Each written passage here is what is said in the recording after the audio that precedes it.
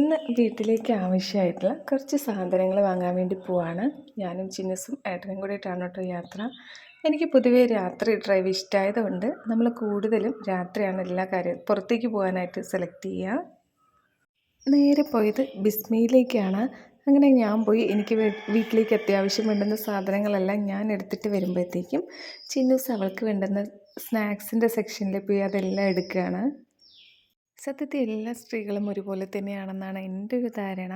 കാരണം നമ്മളൊരു പ്ലാനോട് കൂടെ പോവും. പക്ഷേ തിരിച്ച് വരുമ്പോൾ ആവശ്യമുള്ളതും ആവശ്യമില്ലാത്തതുമായിട്ടുള്ള ഒരുപാട് കാര്യങ്ങൾ മേടിച്ചിട്ടായിരിക്കും വരണ്ടാവുക അല്ലേ. ഞാനും അതുപോലെ തന്നെയാണ്.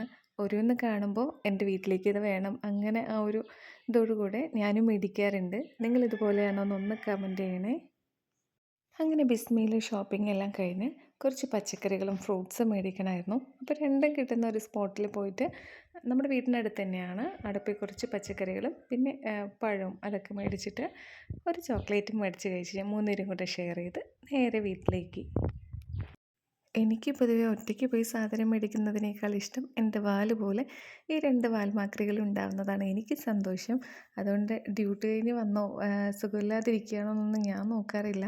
രണ്ടെണ്ണത്തിനെയും വിളിച്ചിട്ട് നമ്മൾ പോവാ പതിവ്. അപ്പോൾ നിങ്ങൾ എങ്ങനെയാണെന്നും കൂടെ ഒന്ന് കമൻറ്റ് ചെയ്യണേ.